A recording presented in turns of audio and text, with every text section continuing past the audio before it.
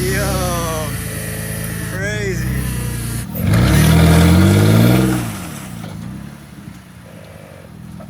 Oh, and he got up. He just sent it. I just missed it though, but he full sent. All right, y'all, welcome back. We are out here, round 2 of trying to get Clinton's 4runner, 5th gen 4runner out here on 40's. And he's right here right now. What's up, Clint? What's up, man? What's up, bro? How you doing? Good, man. How about you, bro? We're chilling, bro. I'm just glad we were able to link up this time, bro. You're about time, man. It's been like 2 months of trying to link up, but yeah, for real. we made it. You're here, bro. Yeah. So as everybody knows, man, this is the 4runner, 5th gen 4runner god. It's the man himself. He on 40's out here. He's linked up, dual transfer case, the whole 9 yards. So can you tell us a little something about your whip? Yeah, man. It's just nothing crazy. It's still IFS, bro. You know. But I mean, like, you know, it's basically, you know, I kind of built it to rock crawl, but with IFS, you know, instead of a solid axle swap. Right. Because just because like I wanted to give IFS a chance, you know, see if it could hold up, and then it's something different, you know, from, you know, solid axle guys. Right. And then you know, it's been doing pretty well, dude, for IFS. Right. I've been able to do, you know, most of the trails that people go on, like Rubicon, 40's, you know, and all that stuff. Nice. And then you know, it's been holding up. Nothing's been breaking from like the long travel wise or axle shafts or anything. Right. But besides the front diff, the ADD2 breaking on me, but that's not really part of the, you know, long travel IFS kit, you know. But Right. But yeah, I did break it like twice. But I mean, yeah, it is what it is. Can't really do nothing about it, you know. If you ain't breaking nothing, you ain't doing it right? Yeah, right. But this isn't a normal IFS setup, obviously, right? This is the RCLT? It's the Marlin crawler. Marlin crawler. RCLT HD. Right. Yeah, it's their 275. Okay. Kit. Let's take a look right here. Yep. Comes with the, you know, upper lowers, spindles, and then got the RCV chromoly shafts. And to run this kit, they basically, you got to swap to a Land Cruiser steering rack, the 200 series one. Right. So yeah, and then you know, just it's a beefier rack. Yeah, beefier rack. You know, stronger, you know, components, IFS to, you know, to actually go wheeling, you know. Yep, gotcha. And then what I actually like about this kit is the way, you know, they built it, for the, you know, the way that it's angled for the clearance. Right. I think it's really nice, you know. It's like really unique, you know, compared to most kits. Yeah. They're not built like this, you know. It's a huge difference though from your original IFS. Yeah. Before I used to run the Total Chaos. Right. Too. That it served me well too. It did me hella good too, you know. And then I was like, you know, might as well upgrade if I like to rock crawl out, getting the clearance, and then like, you know, it's a better build, you know, for the upper and lowers. Right. It's like, especially the spindles too. The spindles like a big old, it's like boxed in. I never had no issue with the other ones, but it just, you know, might as well just upgrade before it breaks on me or whatever, you know. Right. Yeah. Cool, man. What else in the front area have you changed up here? So for the front right here, we got a custom front bumper. It was built by Dirt Nasty Fabrication out in Carson City. Okay. And yeah, it's a custom bumper. I just kind of gave him an idea of how I wanted it, showed him a picture of the bumper. Like, you know, it was on a Tacoma, and I just told him if he could just like kind of map it out and, you know, build it for me. Nice. And then the only thing I don't like about it is just the winch plate is a little low, so I'm losing a little bit of approach angle here. Gotcha. So what I do want to do is, you know, cut this plate off and put the plate maybe like up here. Okay. That way this winch, the fairlead is probably like sitting up here. gain a little bit of clearance. But More overall, clearance. I like the bumper. It looks nice to It me. was sick, yeah. It's different from most, you know, because I mean, I just feel like a lot of the bumpers out there, it's just everybody, you know, it looks the same. Got you know? the same stuff, yeah. So I just want to do a little bit something a little different. I like it. It's more open. Looks like it saves a lot of weight. Hella weight, You know? bro. Yeah. Hella, yeah. That's the other reason why I wanted to go with the 2 bumper too, to save some weight. Right, right. And then here I got a 10K Smitty built winch. Nice. Ain't got no line in it, but No line yet. eventually put it back in. But I mean, dude, when you got 40s, why you need a winch line? Yeah. No, I'm just Facts. joking, man. That's 40 talk right there. Yeah, for real. Right on, man. What else have you done in the front? Is that it, or should we go? So the bottom, I got RSG skid plates for the front, the engine skid plate. Nice. And then I used to run RCI from the transmission and on, Mm-hmm. but I actually like it got hella bent, so I couldn't put it back on no more. Oh wow, So yeah. I just left it off, so I don't have really a belly skid down there. Oh damn. So No. I just got my engine skid plate right now at the moment. Oh wow, okay. Yeah. But no problems even though without the. No problems. Okay. I've been trying to, whenever I do go wheeling, try to remember, I don't got no skid down there, so like, when I'm wheeling, Yeah. try to place my tires in the right area where like, I don't get bellied out or, hit my transmission oil pan down there. Right. Front gears, differential, I'm running 488 Nitro, front air locker. Oh nice. And then, I think that's pretty much about it in the front. What made you want to get 48s as opposed to like 529s? So when I first did my re-gearing, I was on 35s, and Right. then at that moment I was already planning to do 37s, and then I thought maybe 37 is gonna be it, but then I don't know, dude, it just you just start saying you're done, but Bro, then, don't stop. Yeah, then you just start getting more parts, and then you're like. You just start adding more stuff, when you Right.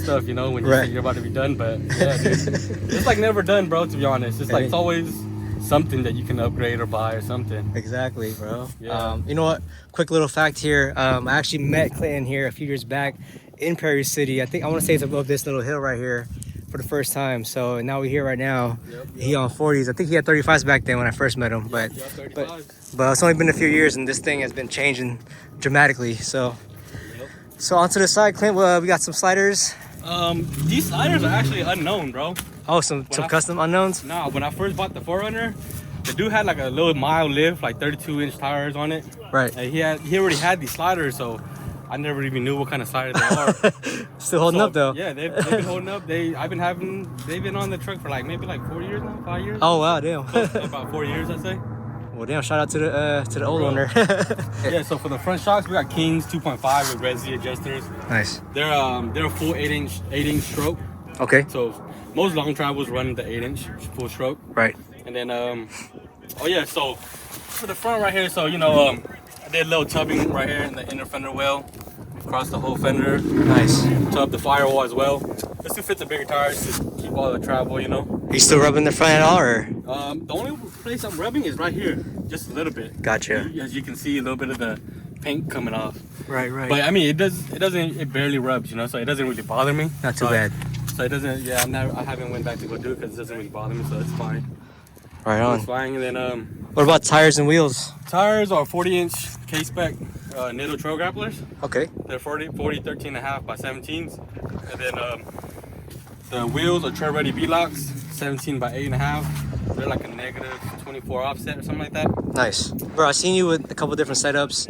Yeah. I want to say at least 4 or 5 different tires. Yeah, for sure. What made you want to pick the Nittos for the 40 setup? So for the Nittos, I actually went with the Nittos because a lot of people, the King of the Hammer guys, they run Nittos. Okay. And then they run the K-specs, which is K-spec stands for King of the Hammer specs. Gotcha. And I think you can only get these is like if you're like sponsored by Nittos or like if you're only racing. Oh, you can't even get this, like not even. Yeah. Oh wow. Because this is it's a K-spec, so it's not really made for highway use. Oh wow. So Okay. it's basically like a sticky version of Gotcha. the regular Nitto. Oh nice. Okay. Yeah. Sick. And then But would you say it's one of your favorite tires so far? oh yeah, so the other reason why I actually got this too as well is it's got a strong sidewall. Oh, okay. Gotcha. A lot of guys said that it's the sidewall is like supposed to be unterrable, unbreakable. Right. And then I don't carry spares, so that's one of the reasons why I went with the Nitto trail grapplers. Smart. It's because of that. Because I'm not carrying spares, so I'm just hoping that this shit holds up for me, you know? Yeah. I don't break a tear a sidewall or nothing. Damn, you crazy. So you go trailing all the time and you no spare with you? No spare. Oh wow. Well, I mean, I just recently got these not too long ago. Before my last set, I was running the Cooper SCG Pros. Right. And I wasn't running a spare either. They were doing fine, but then like I would notice that I would have like tears and cuts on the sidewalls already. Oh shit. Yeah. So I was like, kind of getting worried, So I was like, and I found these used from, what I mean, from somebody on Facebook Market. Oh, nice. So Okay. I just picked it up. Yeah. And then this is probably like my second time actually trying these tires on some rocks out here in Paris City, because you know what I mean? It's all the snow right now, so we can't even really go out there, Yeah, can't even go up there. It's too icy. Yep. For sure, bro. Okay, cool. What else we got here? What about the rear? I know the rear's where all the magic's at, right? Yeah, so the rear right here. Start off with the shocks. So we got some Radflos 2.5s. They're 14-inch shocks. Nice. Rollovers. So the rear axle is a Spider 9 rear. I just recently got this done. Sick.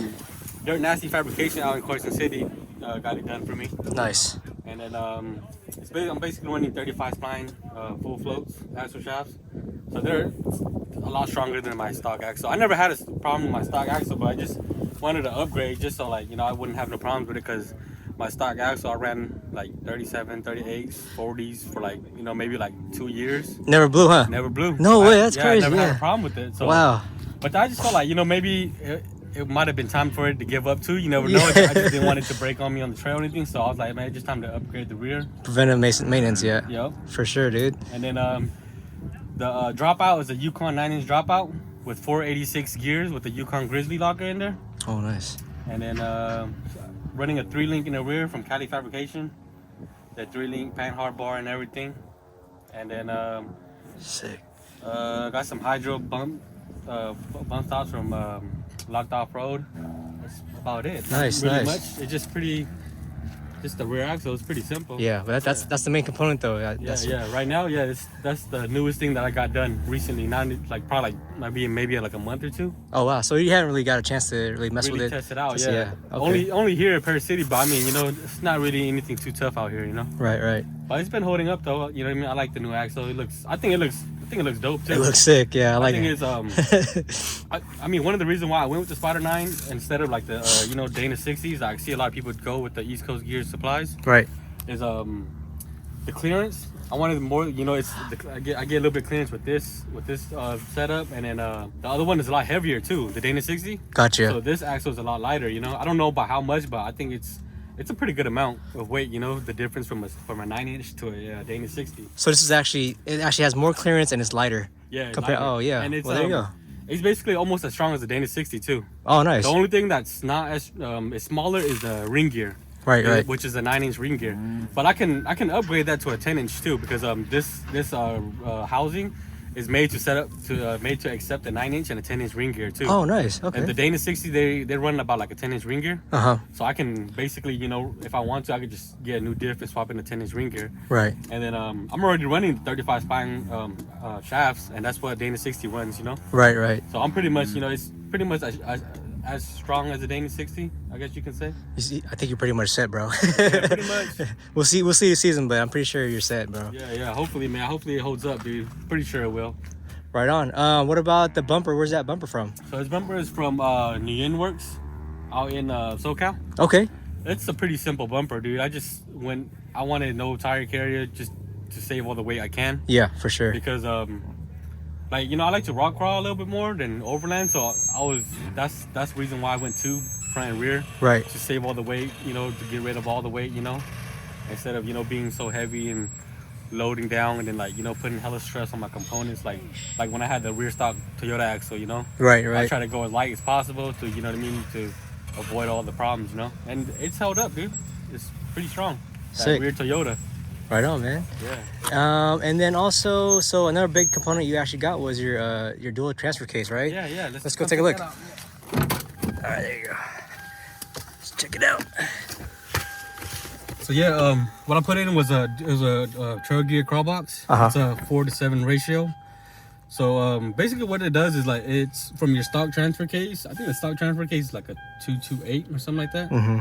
So it doubles that even lower with this crawl box. So it's basically like it's made to limit your wheel speed, Right. and get more traction. So that way, like when I'm on like the super low, when you try to gas it, it won't let your wheel spin. Right. It Right. keeps it at a minimum where it just where it spins enough just for you to get traction and like not burn out, you know. And then like, you know, sometimes when you don't have this and you're kind of heavy throttle and you kind of gas too hard, sometimes your shit starts bouncing and Yeah. that can be, you know, kind of scary for your components when it's jumping up and down and, you know, getting a lot of wheel hop with the speed. You know, you can break your axles and all that. So Yeah. this basically kind of helps, you know, from your wheel speed, keeps it to a limit. A little more composed movement like when you're crawling. And it finds traction a lot better than just spinning out, you know? Right. Yeah. Gotcha. Speaking of MPGs, bro, like everyone's wondering and asking, like, what's your MPG in this? So right now, with my new front bumper setup, you know, gaining a little bit less weight.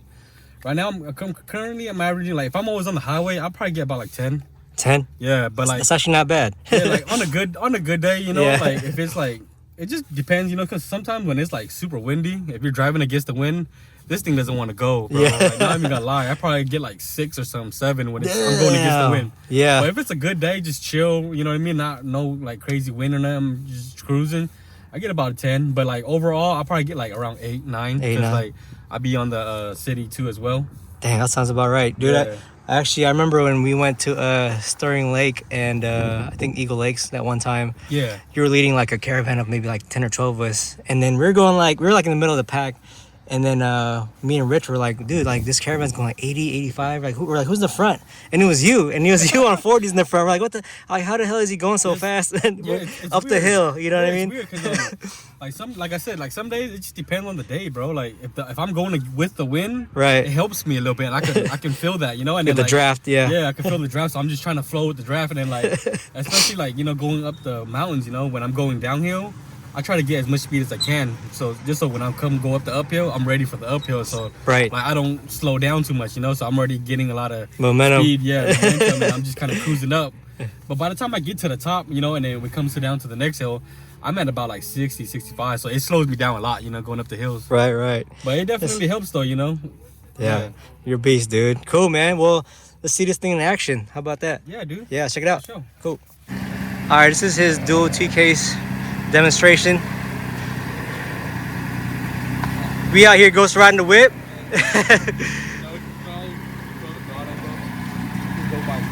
It's just going by itself.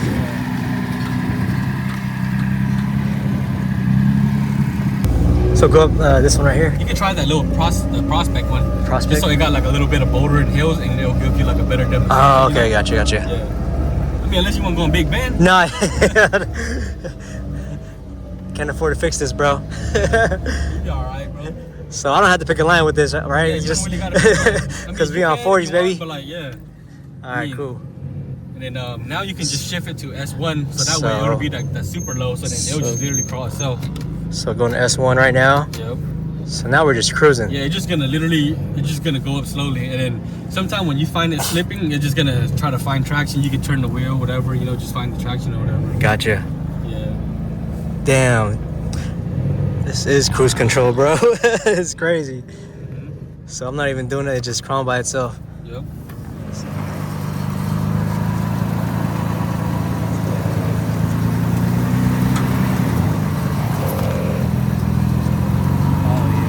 This is actually like safer too, huh? Yeah, it's a little bit safer because it goes slow, you know. It takes its Yeah. time, and then like you're not like running through it and breaking stuff. yeah, You're just like you're not wheel hopping or nothing. It's Right. just, you know, literally just cruising. This is dope.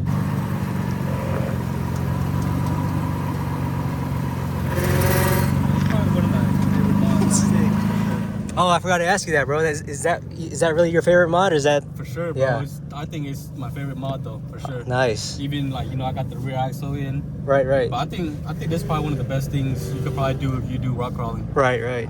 And what's good about this too is if you have a 5-speed manual, it helps you with your so you know when you're on manual, obviously you gotta balance the clutch and go. You know, for off-roading, Right. when you have this double load, you don't actually need to use the clutch no more. Oh, it stays in the You don't- first gear. You stay in Oh, first gear, and you you don't where you be burning your clutch and then your car be dying, stalling on you. Right, right. So actually, it hella helps with people that drive 5-speed manuals, you know? That's actually pretty That's smart, a dude. game changer for, you know that? Yeah. Because that's what I was thinking, like, why would people want, like, manual on the rocks, you know?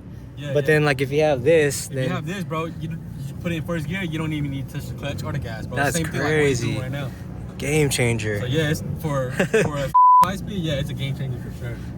That's sick. Sheesh. Thank you for that, sir. Thank you. Yeah, it's good, bro. Now I know how it feels like to drive a dual transfer man. case setup. Right More on, man. gear. I love it. Oh, yeah, thanks. This thing is sick. All right, so next up, Clint, do you have any future plans right now for the rig? Future plan is, you know, maybe later on down the year, might swap the front, but we'll see. You know, stay tuned for that. I don't know yet. Right. But we'll see. You know what I mean? Gotcha. And then that's probably gonna be the next big thing that I do. Just But, you enjoy know, till then, huh? Yep. And right now, I'm just gonna enjoy it. Yeah. Hopefully, everything runs good. You know. Cool. Right on, man. Mm-hmm. Right on, brother. Cool. Well, appreciate you coming out, man. Thanks for your time. Thanks for having me out here, bro. Well, after about 2 months, I'm glad we were able to do it. You know what I'm saying? Yeah. So, but yeah, you know, I'm looking forward to what you have next for this. Oh yeah, bro. So, for sure, bro. Thank you, bro. Oh yeah, thanks, bro. Yes, sir. Thanks. All right, and there you have it, Clint's 5th gen on 40s. Shout out once again to Clint for coming out. Shout out to Ming Lo. Shout out to Stellar Built. Shout out to everyone else out there. Thank y'all for watching. If you like what you see, please like and subscribe. Until then, I'll see you next episode. Yay!